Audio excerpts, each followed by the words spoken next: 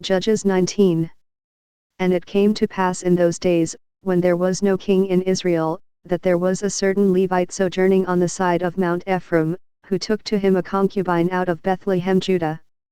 And his concubine played the whore against him, and went away from him unto her father's house to Bethlehem Judah, and was there 4 whole months.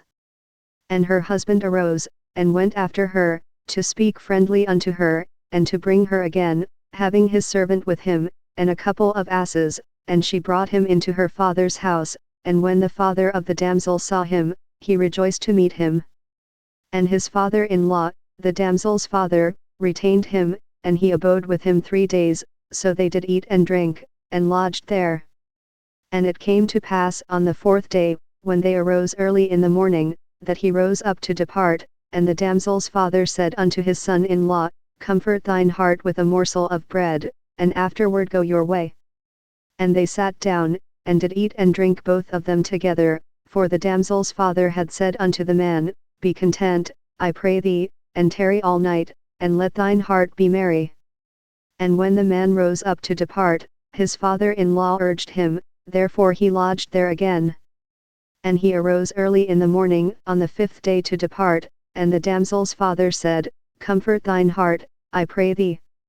And they tarried until afternoon, and they did eat both of them.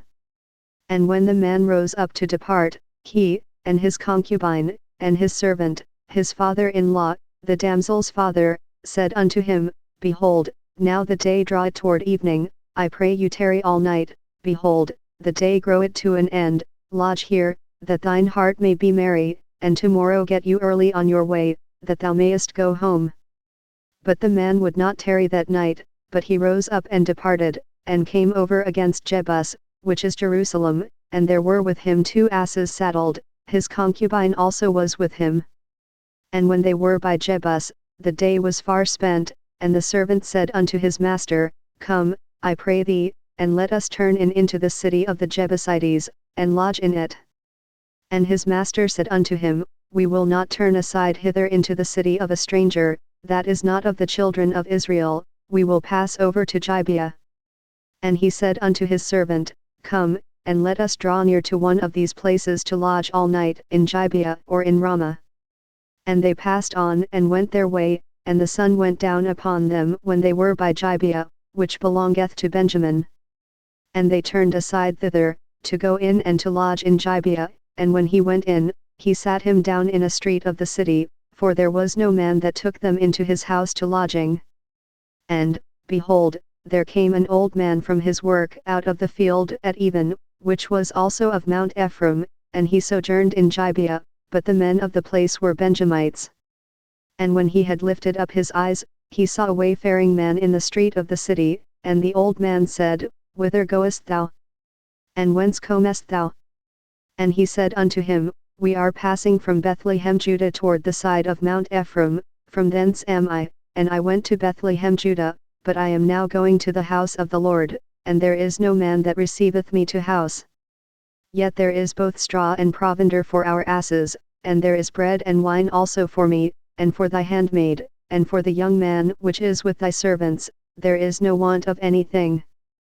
And the old man said, Peace be with thee, howsoever let all thy wants lie upon me, only lodge not in the street. So he brought him into his house, and gave provender unto the asses, and they washed their feet, and did eat and drink. Now as they were making their hearts merry, behold, the men of the city, certain sons of Belial, beset the house round about, and beat at the door, and spake to the master of the house, the old man, saying, Bring forth the man that came into thine house, that we may know him. And the man, the master of the house, went out unto them, and said unto them, Nay, my brethren, nay, I pray you, do not so wickedly, seeing that this man is come into mine house, do not this folly.